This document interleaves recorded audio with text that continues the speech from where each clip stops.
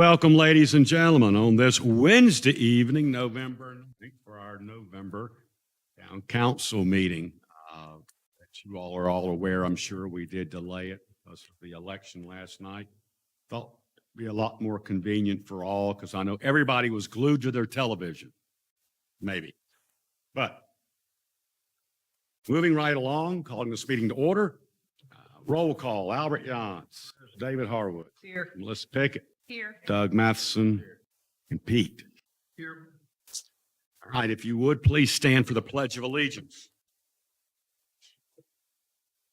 Pledge allegiance to the flag of the United States of America and to the republic which stands one nation under God, indivisible, with liberty and justice for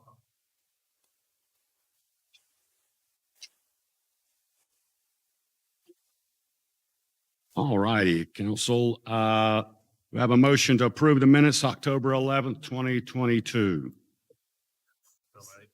Do I have a second? Second. Any discussion? Okay, Albert? David? Aye. Melissa? Doug? Aye. And Pete? Yes. Okay. All right, moving right along, regular agenda adoption. Do I have a motion to approve the regular agenda? Do I have a second? Second. Any discussion? Okay. Albert? David? Yes. Melissa? Doug? Yes. And Pete? Yes. Okay, the regular agenda is adopted. Consent agenda, budget amendment 2022-14, tax release 2022-2 and 3, and tax refund 2022-1. Do I have a motion to approve the consent agenda? So. Do I have a second? Second. Okay, of course, no discussions made on the consent. Albert? David? Yes. Melissa? Doug? Yes. And Pete? Yes. Okay, consent agenda is approved.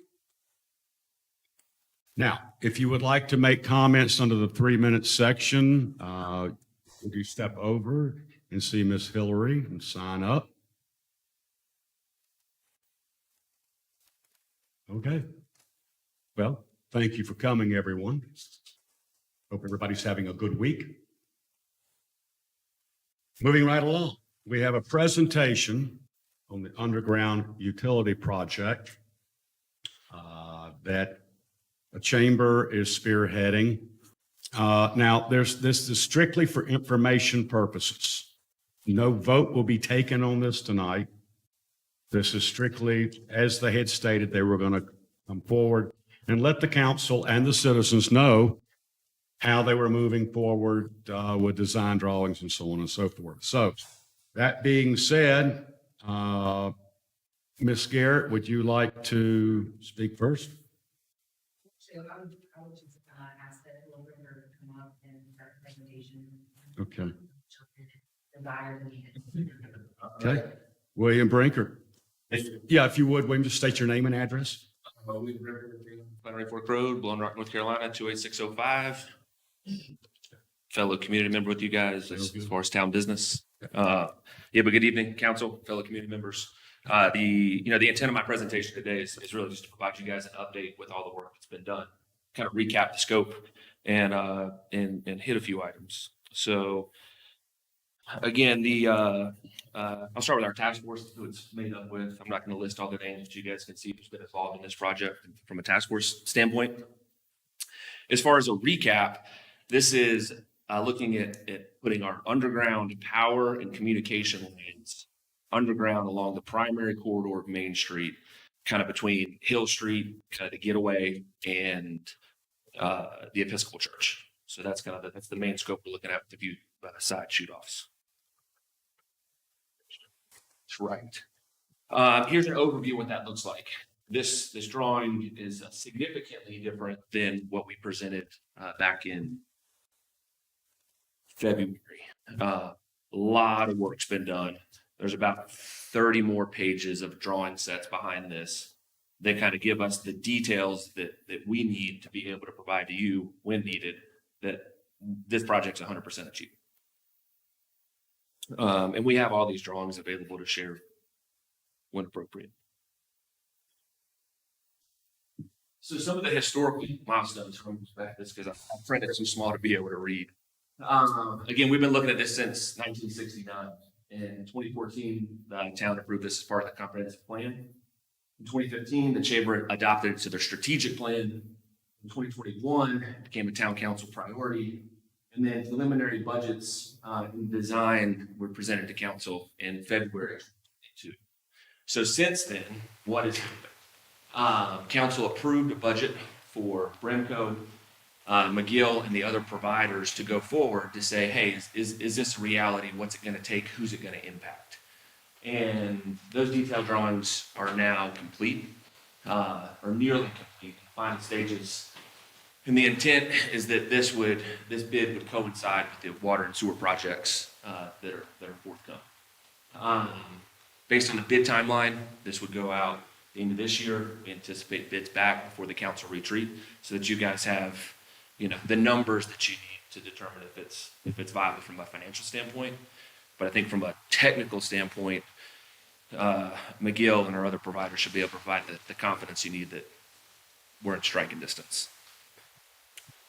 Again, our key providers, and I think we definitely owe these folks a huge thank you. I mean, there have been dozens of meetings, for sure hundreds of hours, if not over 1,000 hours, put into this project, not since 1969, but since 2022. All these folks have been actively participating and engaged in the project. There were some concerns over that if we'd get participation from our various providers, but they've been actively engaged. This is a picture from our last meeting. That picture is from the technical side of the meeting, not the task force side of the meeting, but that's every provider that's associated with this project.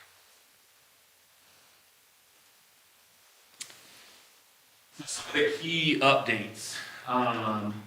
We're eliminating 34 poles on the east and west side of Main Street of this project. We originally, when we presented in February, we anticipated that we were going to need to convert about 50 meter changeovers, right, to go from overhead to underhead. We only have to do 3, right? So we're down to specifically whose meter do we have to change. We only need 4 to 5 parking spaces, and really it depends on, the 5th one's in flux, just depending on where we need to locate one of these transport configurations. And one at Brown.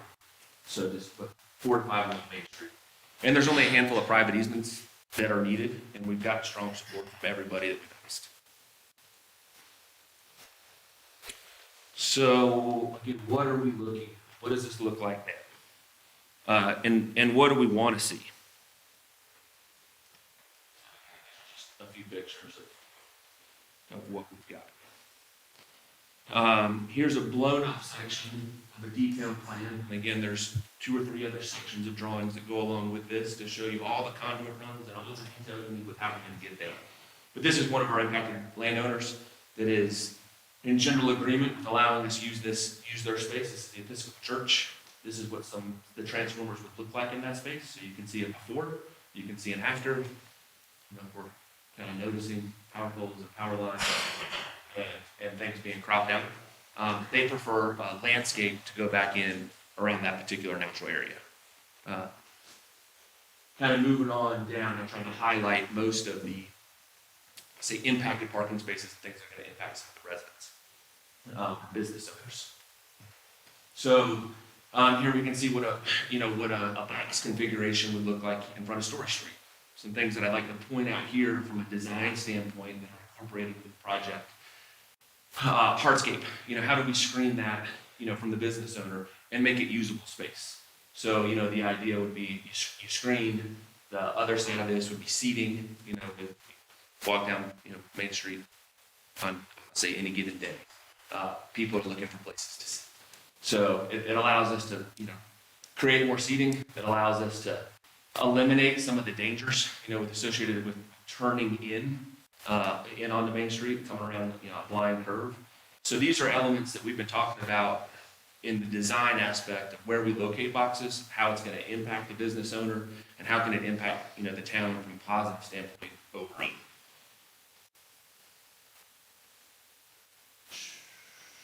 Again, also in the drawing, this is in front of the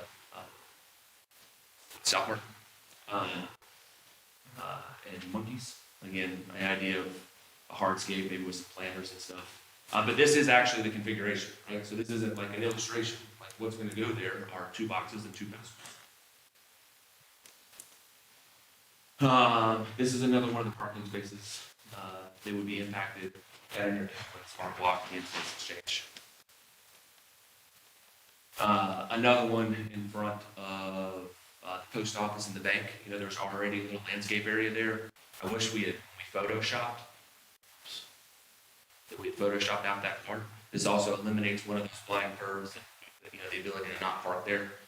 There's also a possibility, and we've included this in the parking count, but that landowner is willing to cooperate as well. And we've discussed putting, you know, this side basically on their course. So again, appear to be amenable, kind of gives us options. I got through that pretty quick, as I had hoped.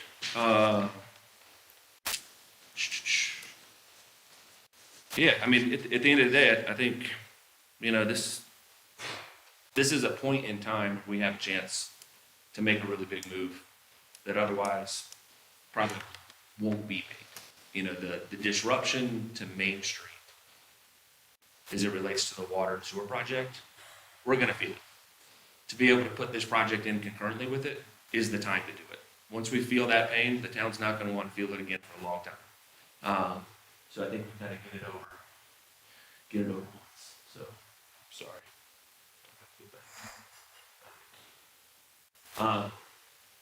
What can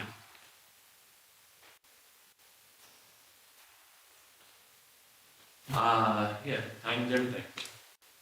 Everybody's on board. Everybody that I've spoken to, that I know in the community, seems to support the project. And I believe it's time. So, with that, I did want to, you know, personally extend an invitation to each of you, you know, to walk with you down Main Street. If you want to see the detailed plans, if you want to, you know, meet with me and any of the, you know, business owners and understand how it's going to impact them and where these things are going to go. We literally have that level of detail to go through and look at this piece by piece. And with that, I will open it up for any questions you have at this point.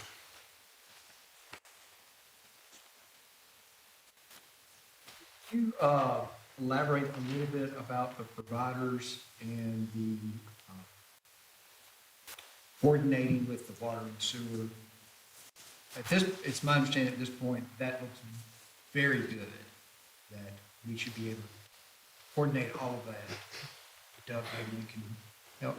Yeah, I think the intent, right, is water and sewer are happening, they're needed, and they're funded, right? So those plans are concurrently being developed and will go out to bid. This project is an extra, right? It's not needed, it's a nice to have. And it's the right time to do it. So many of the things that are associated with the water and sewer line will equate to significant cost savings to putting this in at the same time. So from a semantic standpoint, water and sewer bid will go out also at the end of this year. There will be a line item adder for the underground utility scope, including the drawing set and associated items. That'll be bid separately. So you guys will know, hey, this is how much water and sewer is going to cost. This is how much it's going to be if we add underground, you know, conduit and the boxes and stuff at the same time. So you'll then have that data point. Does that answer your question? Well, can you mention, I think along the lines of what Mr. Harwood was saying, talk to the providers, I think you said McGill, or who was it that's going to have a provider that's sort of liaison for utilities be on site. So can you talk about that a little bit, just from a logistical standpoint? I know that that's to be fleshed out, that's been discussed. Yeah, no, so Brimco, as part of their budget, has allocated, you know, some project management time to ensure that the conduit banks are going in accordance with the plans. So that's not a full-time person that's going to be there every single day with the contractor, but they're going to be there at, you know, at every critical junction to make sure that, you know, the conduit banks are put in place. And, you know, once this stuff's underground, it needs to be right. You know, spares, all that stuff are going in for future planning. So it's all part of this project. Once we go underground, we got to be ready to live with it. I'll say kind of forever, right?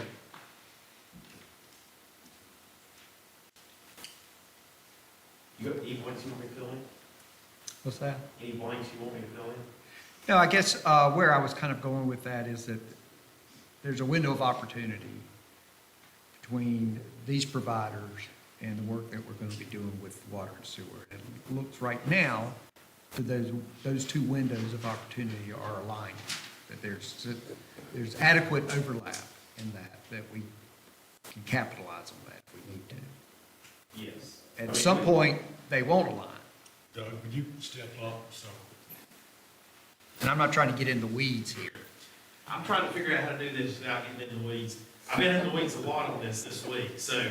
Well, Mary- maybe we don't need to get in the weeds then. Well, let me give just, William did such a good job making a short presentation. Let me do 3 minutes of weeds. Okay. So, I mean, we're looking at the logistics of, if I'm heading south on Main Street, I'm gonna put the sewer line in the middle of this lane.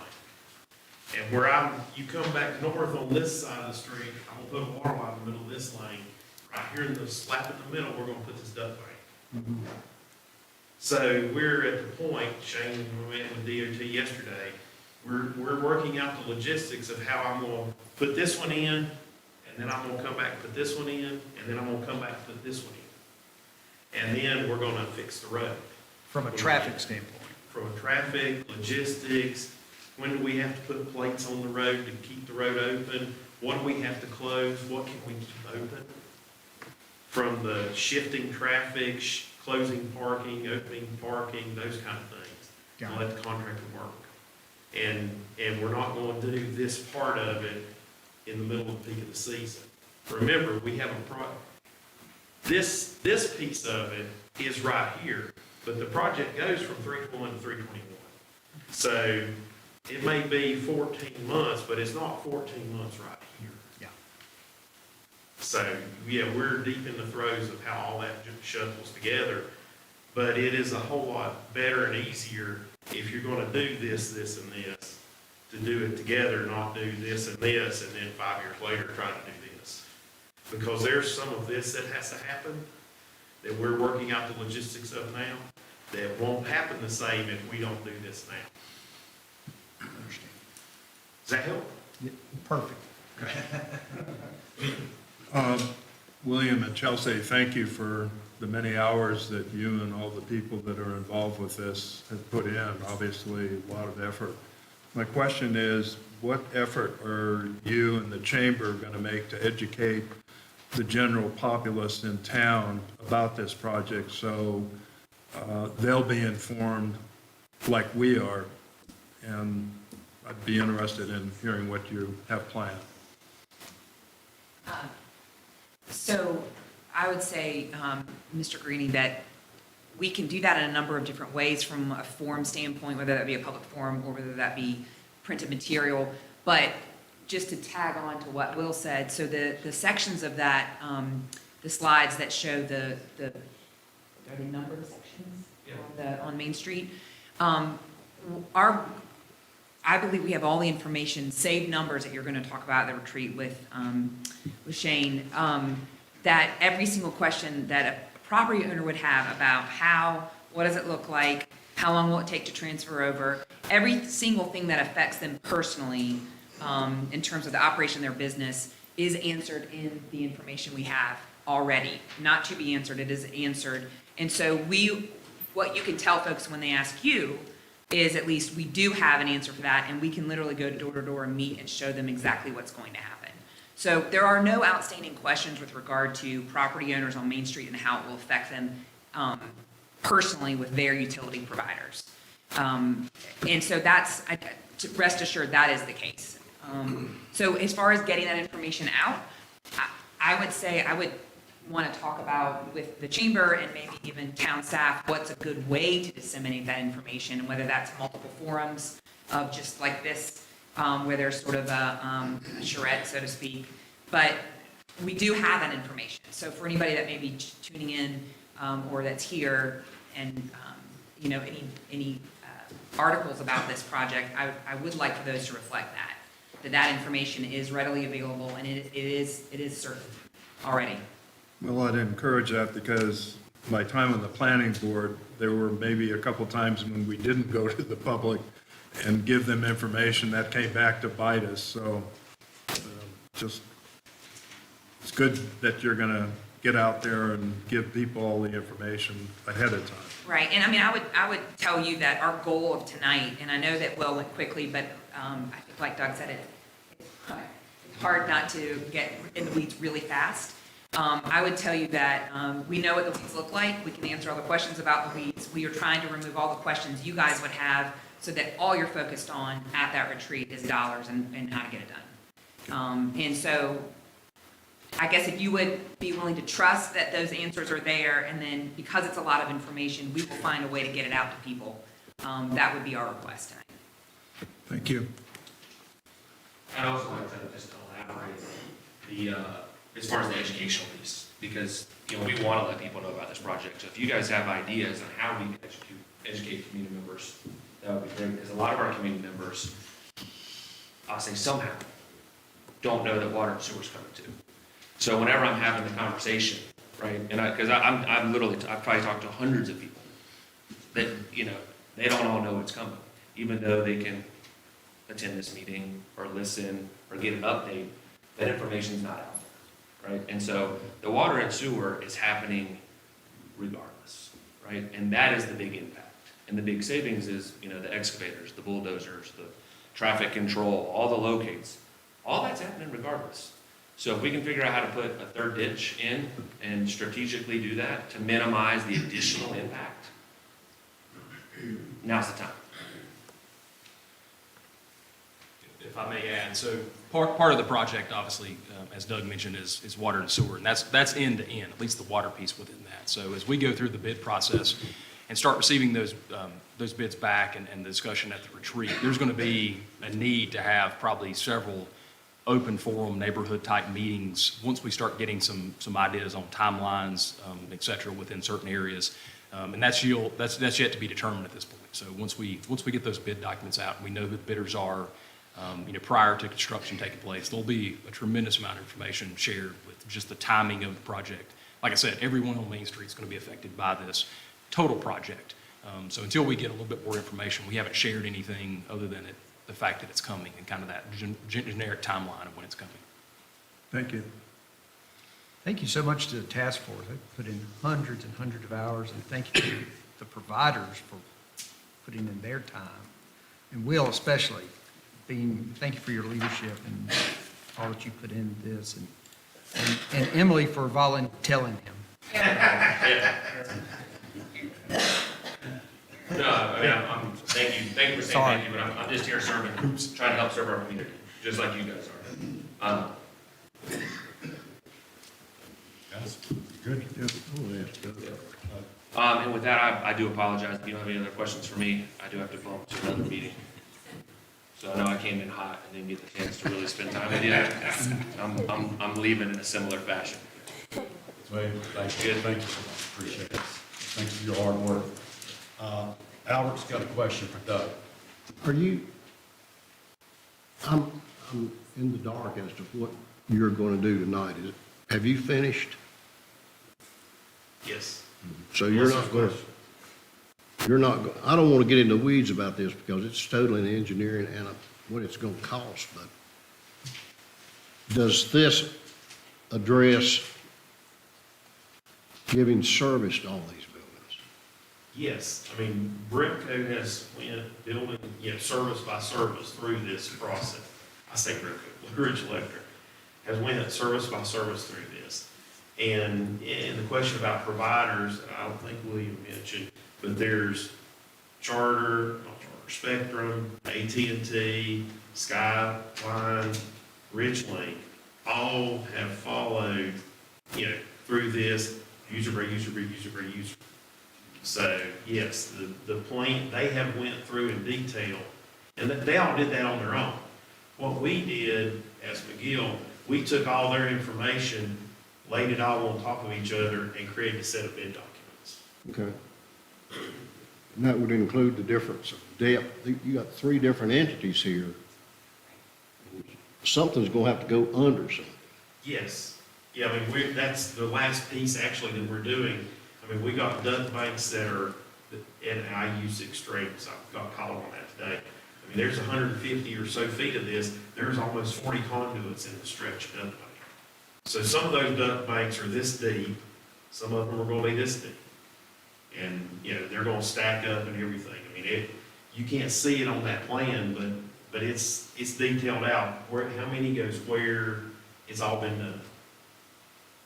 And what do you anticipate? Speak to Rock Claus about this project. What we have typically decided to do is bid the project unclassified. So the contractor is going to make their decision how much they want to bid for rock. That's the way we typically bid all of our projects in Blowing Rock. Yeah. It's up to them, win or lose. Okay, thanks. Can I just tack on to what Doug said? So your questions remind me that in order to keep this brief and not get too in the weeds, we've made some assumptions. One of them being that because all the engineers and the providers have signed off from each of the utility providers, that those kinds of questions have been considered and answered and are in the plans. But if there are any questions like that come up between now and your retreat or at your retreat, we can answer those, but I can tell you they have been considered in a lengthy amount of time. And you guys were nice to think the task force, the providers and William Brinker have put in yeoman's work on this. I've not hardly done a thing. Couldn't understand it half the time. So, but it is a huge effort. But I will tell you, all of those questions have already been contemplated and are in those plans to the point that the diameter of the tubes and the stacking of the tubes is outlined on a diagram in the plans that I saw, and that was like 3 months ago. So every single utility provider, it shows the anticipated grouping of the tubes and where they are. I call them tubes. See, so, but it's to that level of detail. It is a full-on plan. So if you do have any questions, please ask. So we don't want you guys voting at the retreat with unanswered questions. Well, my questions that you're bringing up would be answered by the bids, the people that are going to do it. Well, that's right, but in terms of whether they considered it, yes, they considered those things, and those will be in the numbers, including, like Doug mentioned, rock. We've talked about rock. It's a task force as well, so that's on everyone's radar. So, Have any bidders expressed any interest, Doug? Yes. You know, we've talked to bidders about logistics and budgets and other things. They're not easy to come by right No. now. Okay. Anything else? All right. can I just make one more statement very quickly, which is just that I understand that that this would be a substantial expenditure, and y'all are going to get into that at the retreat. But I will just mention, yes, this is a once in a 60-year opportunity, but it's also the most efficient thing to do. And I know it's an expenditure, but most of what you deal with is spending money for the benefit of the community and how you budget that. And I know that's hard, but to be given an opportunity to save this much money on the project is, I believe, how you should be looking at it, as opposed to do we want to spend the money? It's how much do you want to save, because you're not going to get to do it again, and if you do, it will be substantially more expensive. So as opposed to just once in 60 years, it's also the most efficient thing to do, I think, respectfully. So thank you. Again, an open invitation to review plans with each of you individually, because I don't think I'm allowed to do it like as a committee for some reason. But it's a genuine invitation. Like, if you want to know the details, I'm happy to look at these with you, walk the streets, show you what we're working on. Thank you. Thank you. Thank you so much for your hard work. All right.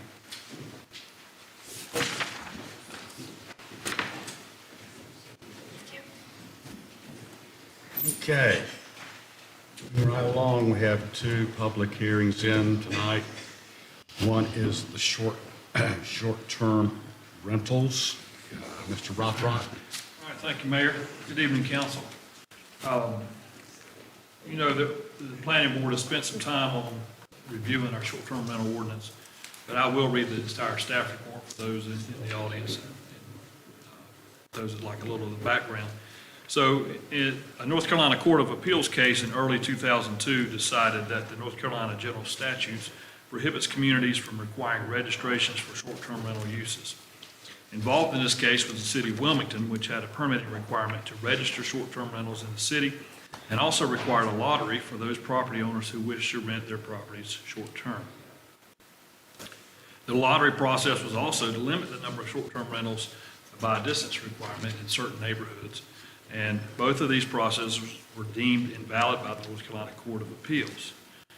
In response, we worked with Alan, and he recommends that we cease the process of registration for short-term rentals that we started a few years ago in 2018 when we adopted a new ordinance for short-term rentals, and remove that language from the code. However, we can still require a zoning permit where a change in use takes place. For example, if a home had been used exclusively by the homeowner or rented for long-term, a zoning permit would be required to change to a short-term rental. The draft ordinance will still require the regulations about smoke and carbon monoxide detectors and 911 address postings. This draft ordinance went to the council in May, but was then tabled for some additional language and considerations. It was then forwarded to the planning board and then on to a subcommittee. The subcommittee responded back to the full plan in October and recommended the attached draft ordinance, which requires a zoning permit when there's a change in use to a short-term rental and eliminates subsection D, which dealt with permit revocation. The land use code still has a section that deals with permit revocation if we need that, and the planning board recommends approval of the attached draft ordinance. In your packet, there was ordinance 2022-07 that has proposed, highlighted, added, and deleted language. And then there's a clean version that just shows what the ordinance would, how it would read if approved as submitted. Also, the subcommittee and the planning board reviewed short-term rental frequently asked questions. The staff put that together, and also a short-term rental map. And we would like to put those on the town website and have something very distinct that you could go to the town website, see something that says short-term rentals, click that, and then have frequently asked questions that typically people would ask us even in our office, and then a map that directs people where you can do short-term rental. We'd be glad to revise that or add some other questions that you would see that would be appropriate. And the map, also on our GIS currently on the website, there is a layer that you can click that has an overlay of where you can do short-term rental. And so that's been helpful. We added that in the last couple of months.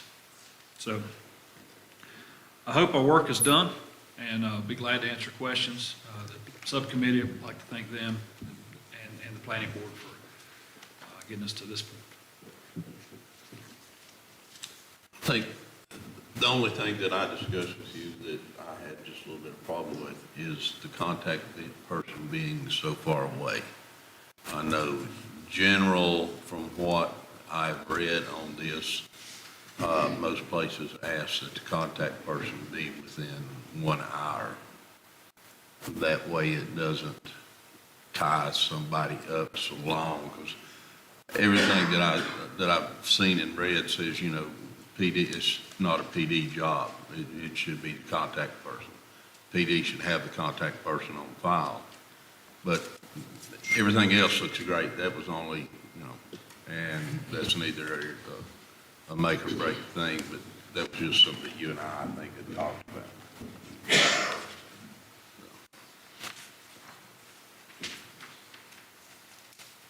Are you making a request of them to review that? I was asking to see how his feelings are, so. I don't have any feelings on it. If you would like to change it to 1 hour, I don't think it would be a deal breaker either.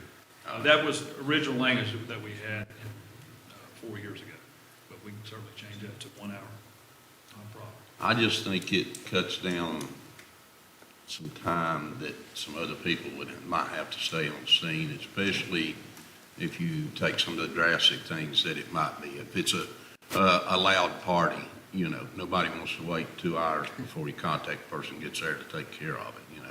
Even though the noise level or the police may end up having to, but, you know, I think the police would be on that. yeah.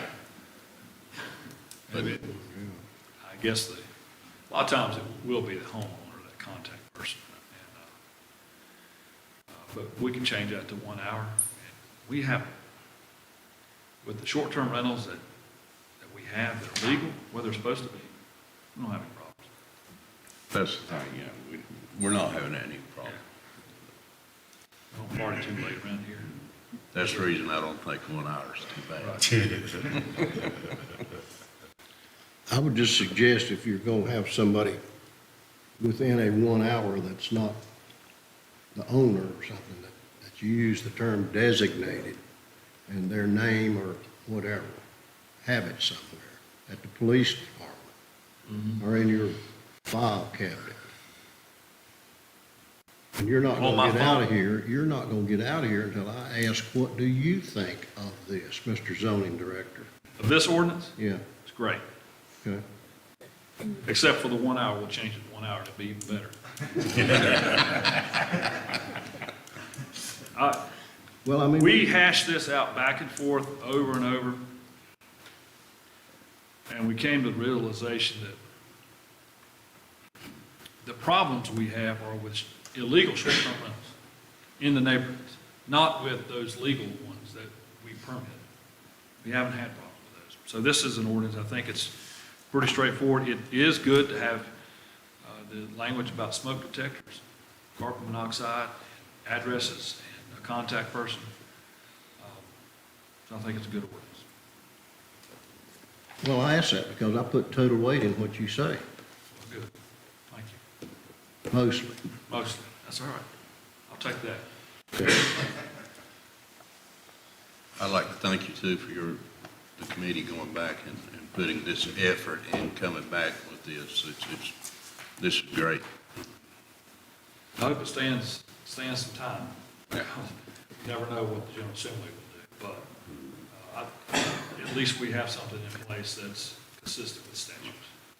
And I just hope the public can be informed or that this is not an expansion of short-term rentals. It's just a tightening up legally of short-term rentals. That's right. This public hearing is open. If there's anybody in the audience that would like to come up and speak on this particular ordinance change or the verbiage change in this ordinance.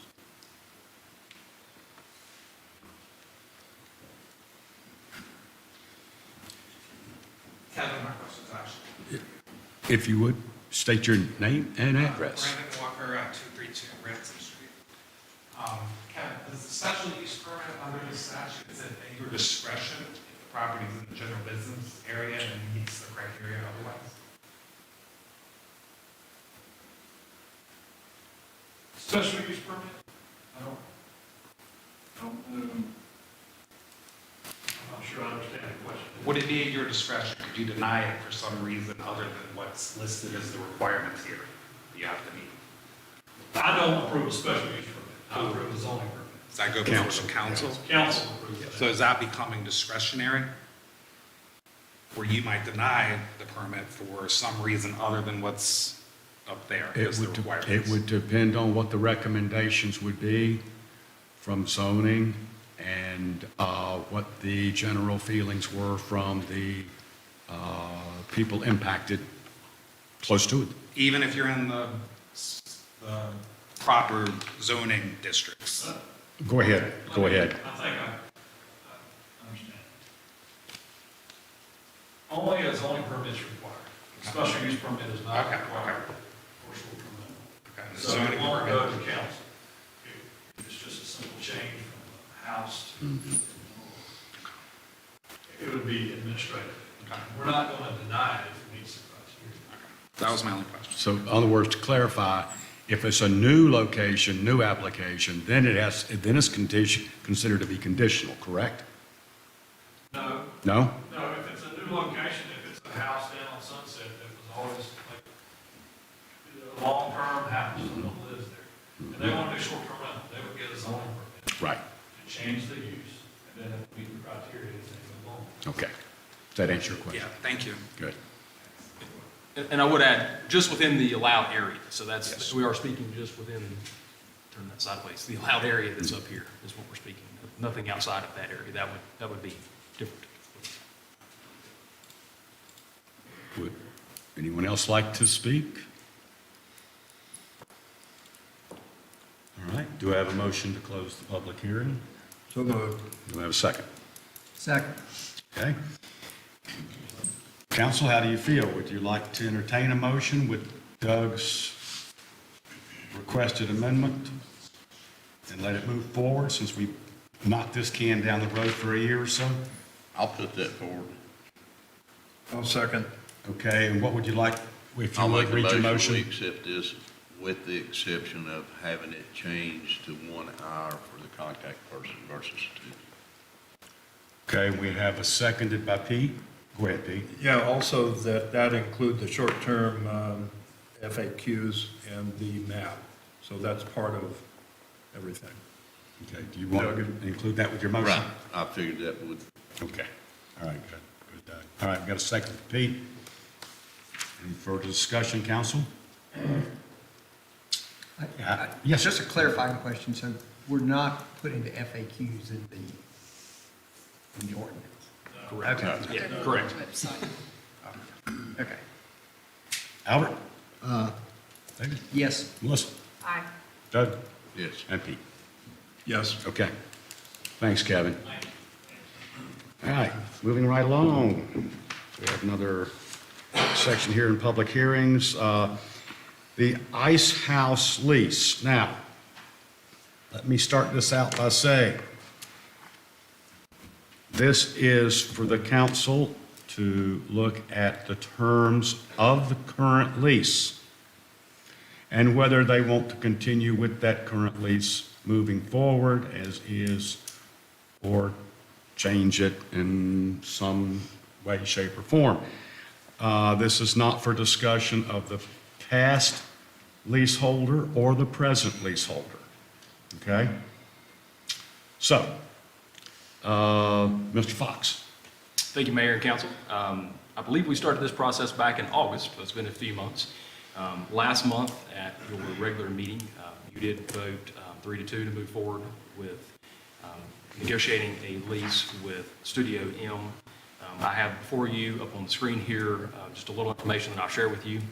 Public hearing is in accordance with North Carolina General Statutes 168, 272, and the purpose is to gather any public input on the terms of the lease and vote to accept the terms as presented.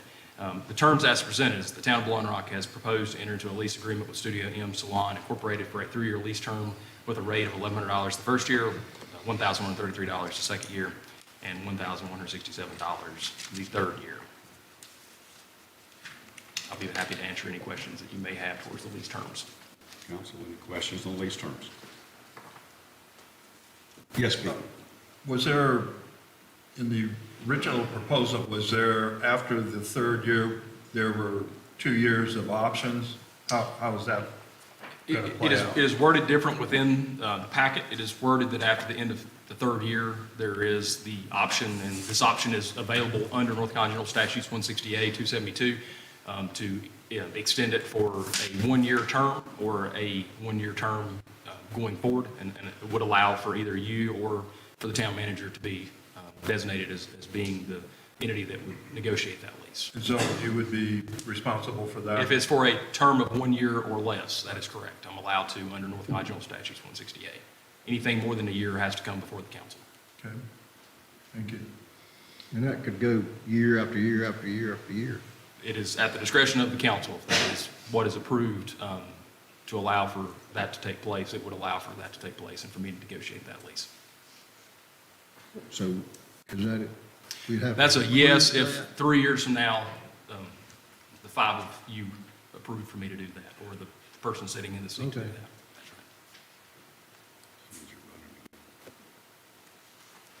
That's right. shouldn't have got that lump on your head. Council? Okay, we're open for public hearing. Do we have attendees that would like to speak on the length of the contract or the type of the contract? Okay then, do I have a motion to close the public hearing? So moved. Do I have a second? Second. Okay. Public hearing is closed. Council, what are your thoughts? Need a motion? I'd like to make a motion that we do a lease agreement for a year or less and turn it over to town manager to maintain.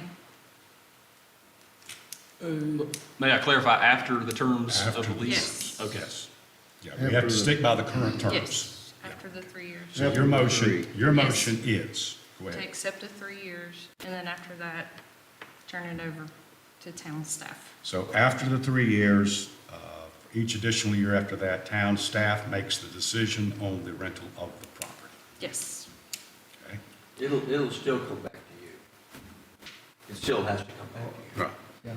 Just, if you want to renew it year to year, it'll still be on the agenda 3 years from now to renew it, and you'll approve that. So really, that doesn't change anything, does it, Alan? Okay. I think what you're maybe asking, 3 years from now, hypothetically, you would put on the agenda the Ice House lease in which you would take action that particular night to allow for me to enter into that discussion for 1 year. Is that Yes. correct, Alan? Okay, we have a motion on the table. Do we have a second? And then it would be every year, or? That is at that would be for determination at that time. Yes. Yeah, not tonight.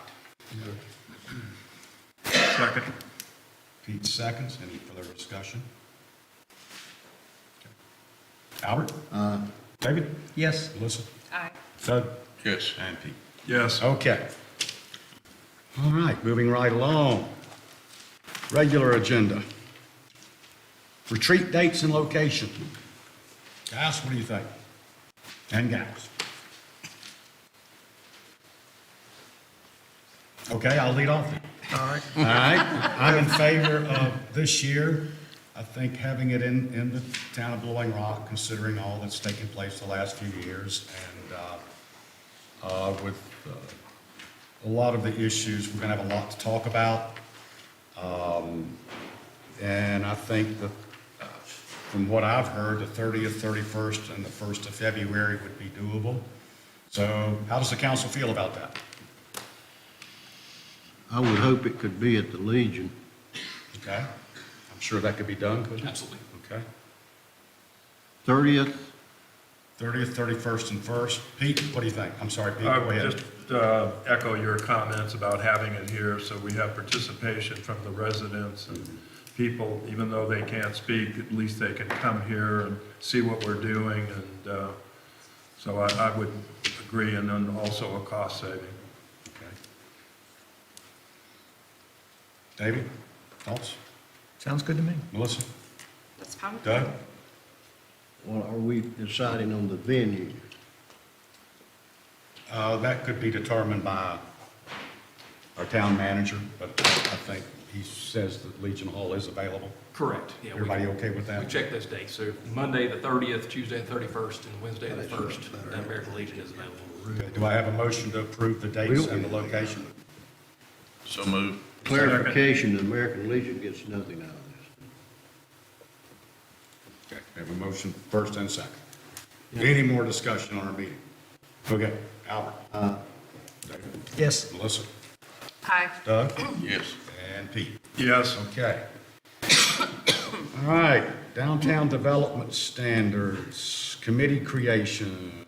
Let's see, Mr. Rothrock, you're back up. Shouldn't have sat down.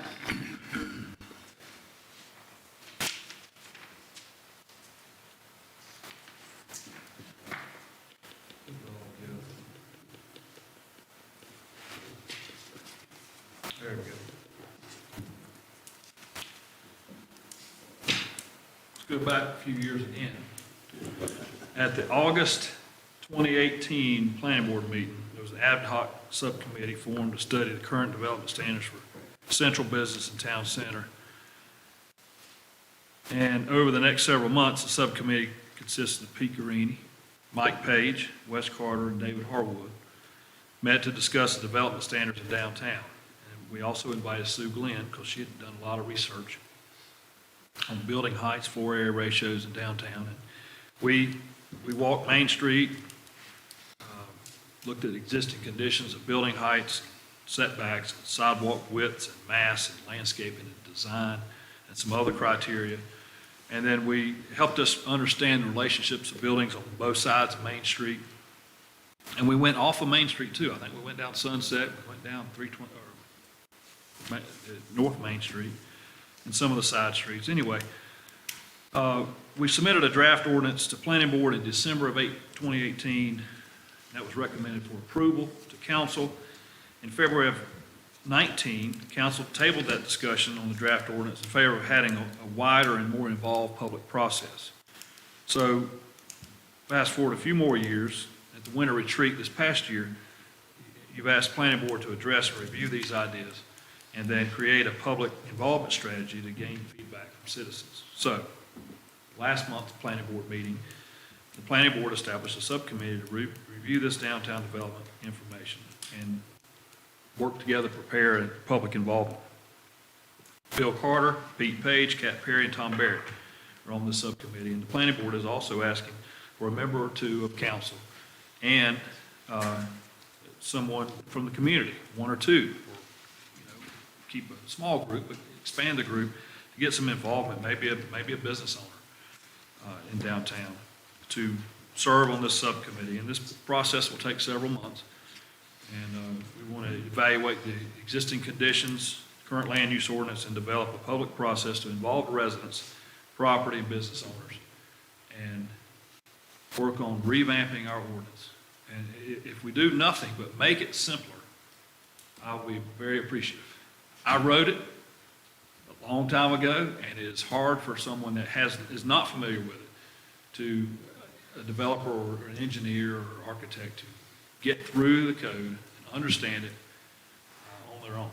And so we need to make some things simple and then evaluate the difference between east and west and design and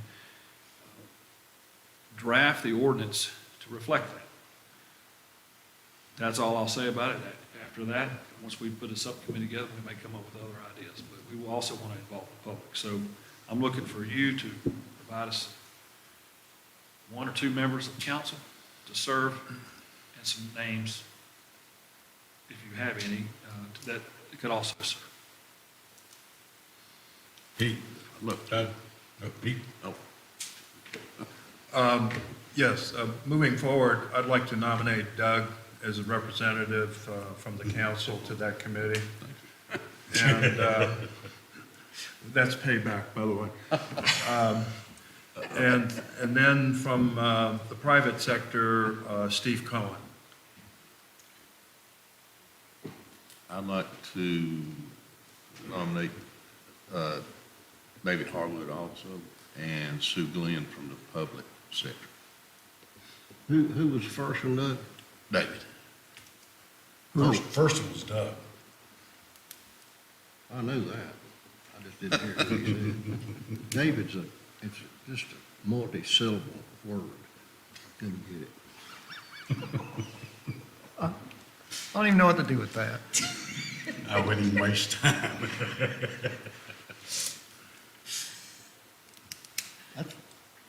Okay, so moving forward, you've chosen 4 people?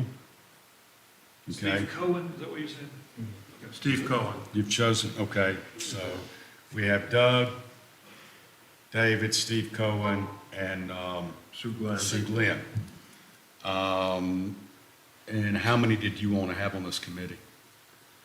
8 or 9, I think, is good. So you all want to defer to Kevin to fill the blanks in from there, or?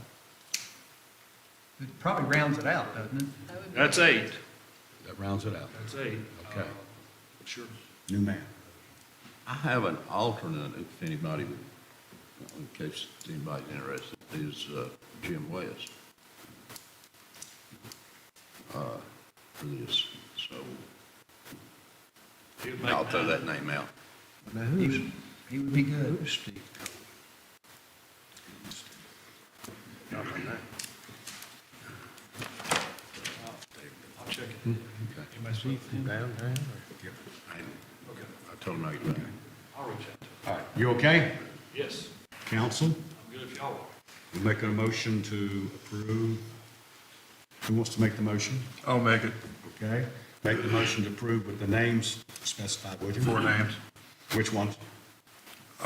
Doug, Okay, Steve Cohen, David, and Sue Glenn.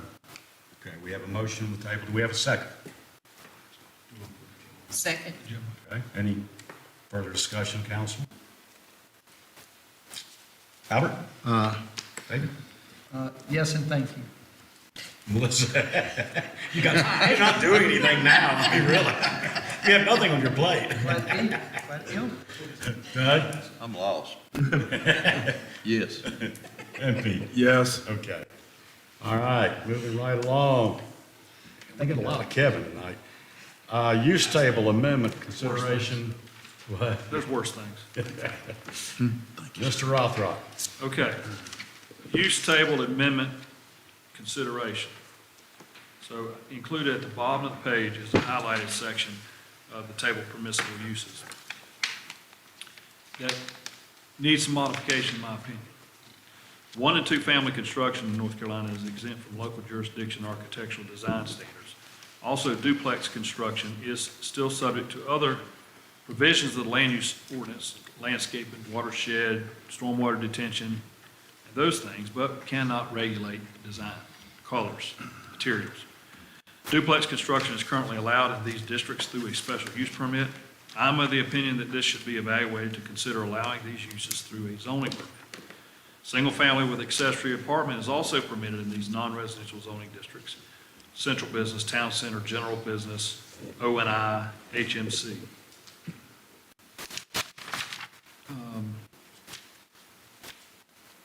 With a special use permit. I believe this should be evaluated to allow these uses with a zoning permit as well. Council would agree to allow the planning board to study this issue of permissible uses. We'd be glad to add this to our agenda in the coming months. Be glad to answer questions. David, you've been on planning. What's your thoughts? well, I'm interested in why you think we need to change this. I think it's a cumbersome process for someone to build an accessory apartment, especially in downtown, when they can do it with a zoning permit in a RA, R10S, R10D, R6M, they can do it with a zoning permit. And there's nothing that we can do related to those with respect to design. And the same with duplexes. I think it's a cumbersome process, and I don't think it's needed. The special use permit for those particular types of uses, they should be allowed by right. But are we legislating our, the council's review of it away? Yes, you would. Yes. Yes, you would. But I don't know what you would do with it. The land use code stands, and they have to meet that. I'm not sure what additional requirements you would have that the code doesn't already address. Would a rezoning be available to them? No, rezoning have to come here. I know, but I'm saying under the current code, can they do special use or rezoning? Like conditional? Yeah, I'm sorry. Yes, that's always an option. If a special use permit is required, you could do conditional zoning. Yes. So as long as they're meeting all the criteria. Yeah, stormwater is required. Setback. Stormwater is not required for accessory apartment, Yeah, but it would be for a duplex, landscaping, parking, handicap if needed, based on the number of units, dwelling unit, density, all of those things, you know watershed. where it is density. Yes. Yes. If it's downtown, Downtown, we did away with it. yeah, right, that's right.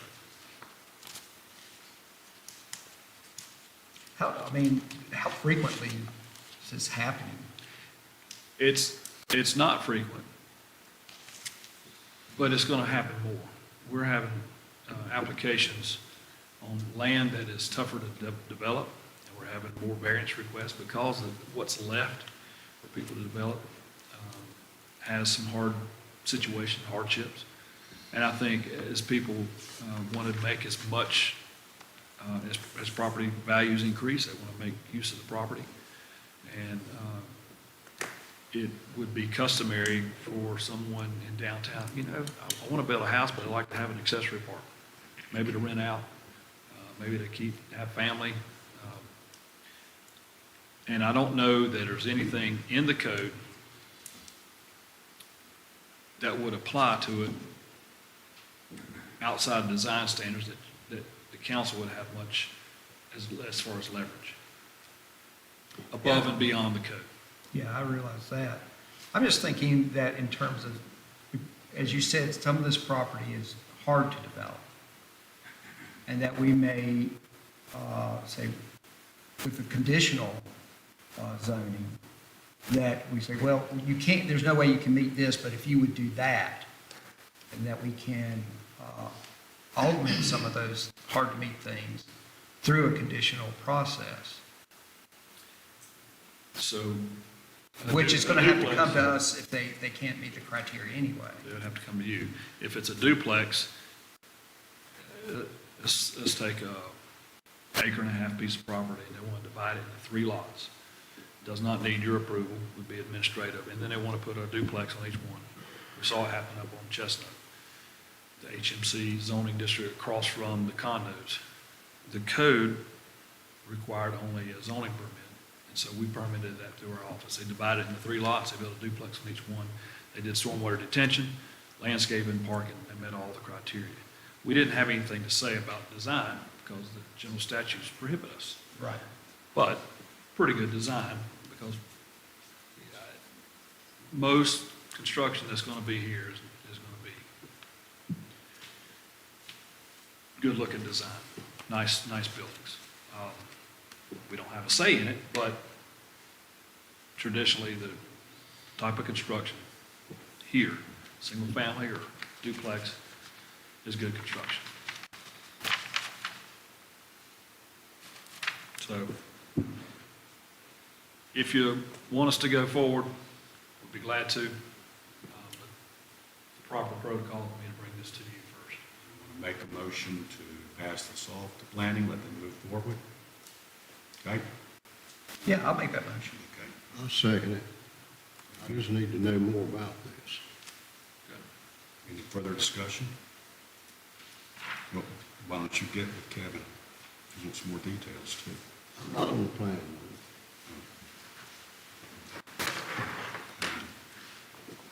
Albert? How do you vote? David? Yes. Melissa? Aye. Doug?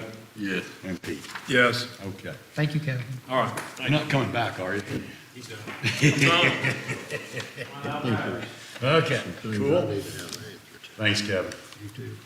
All right, moving right along. Well, I guess we're looking next. All right, we're on the downward stretch. Official reports and comments. I'd like to commend the Harper family and Hinkle family for their donation of the 3 acres of property to the Foothills Conservancy. This is called Cherry Tree Holler, which is kind of right across from Norwood Circle's entrance at 321. Those families donated the property. I think the Village Foundation was involved with that as well, but donated the property to the Foothills Conservancy. So, the piece of property protected in the town of Blowing Rock. Let's see, our hearts and prayers go out to the Curley family. And of course, the Miller family for that accident that occurred the other day.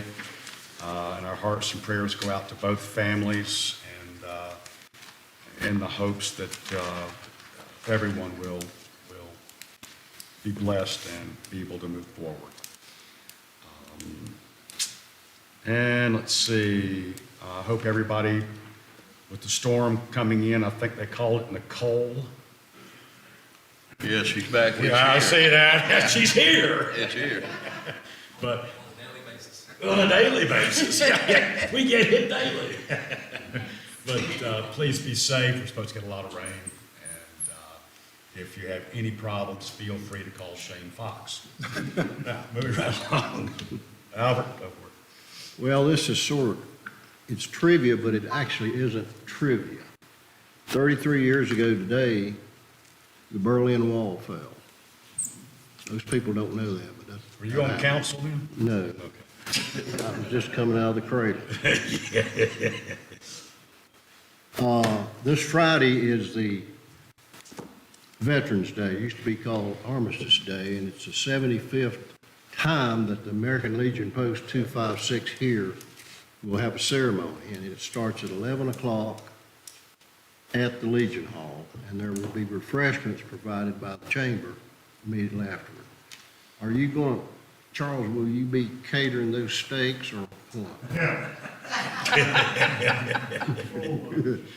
Glad to hear it. That's it. Thank you, Albert. David? I don't have any comments. Melissa? I'm quiet. Doug? Nothing other than, before we get back together again, I wish everybody a happy Thanksgiving. Hope the holidays go well. Pete? Couple points. Want to say thank you to the ABC, Edith and her team, and Susie Green and her board for the nice contribution that they made to the town. Much appreciated. And while talking about the ABC, thank you to David for his help on getting the warehouse door done, which has been going on for some time, so thank you for getting that moving. And And finally, that was on his own time too, was it not? yes. I Without believe any so. cost. So thank you, David. You didn't get a case or anything? No. No. And thirdly, I had mentioned to Shane and Albert before everybody was here that beginning of the year, I'd been talking with Tolly about the potential for a light at Aho and 321. And at the time, before he got sick, he was having an engineer look at that. And then, of course, you know, he's now no longer doing it. So I hope that his replacement, I can go back and continue that discussion and at least put it back on the board. Thank you. Okay, thank you. Mr. Moses? Nothing here. Mr. Fox? Thank you, Mayor and Council. Start by giving a couple updates on a couple projects that are smaller, but the timing is good, given the fact that we've got some rain coming. Our Oak Street project that you approved a couple months ago has been completed, so that's a stormwater project on Oak. Actually, on Sourwood, Oak, and Goforth, a combination of all three of those streets. That work was completed within the last couple of weeks. Our Morningside stormwater work was completed just in the last couple of days as well. And Laurel Lane is well underway, so that's good news as well. That goes back to August of last year, and that was a FEMA fully reimbursed project. So we're glad to see contractor on site performing that work. Hopefully they've got everything shored up before the rain comes in the next couple of days. We'll check on that tomorrow. A couple things within your packet of staff reports. We are starting to see a little flattening within the TDA and ABC from a revenue standpoint, a little bit down from last year. Of course, last year was unprecedented times. Still fairly aggressive compared to 2019, which is pre-COVID. I normally give you updates on a couple of those numbers. ABC Store, for instance, $278,000 this past month versus $300,000, so a little bit less. Still considerably more than 2019, which is, I think, a lot of what we're going to start seeing and using for comparisons versus even last year in some ways. Again, echo Pete's comments towards the ABC Store and their latest contribution to us from the year end. Update on a few dates. Offices will be closed, town offices will be closed, town hall this coming Friday or the 11th for Veterans Day. Please come out to the American Legion at 11 o'clock with weather in tow. The office will be closed Thursday and Friday, the 24th and 25th for Thanksgiving. And then on the 25th, a reminder, lighting of the town is at 5:30 that night, and our Christmas parade is the next morning, the 26th, at 10. And just a reminder that we will be asking everyone to remove their cars off of Main Street by 2 a.m. the night before.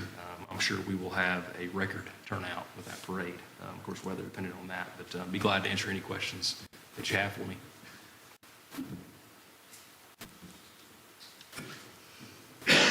Along that note on what you just mentioned about the parade, this year, let's try and get our signs back up on the snow removal, reminding people that in case of inclement weather, they need to make sure they're not parked on Main Street. Snow removal signs. I will say that out loud, so I'm sure Mr. Blackburn can hear me through the speaker, so.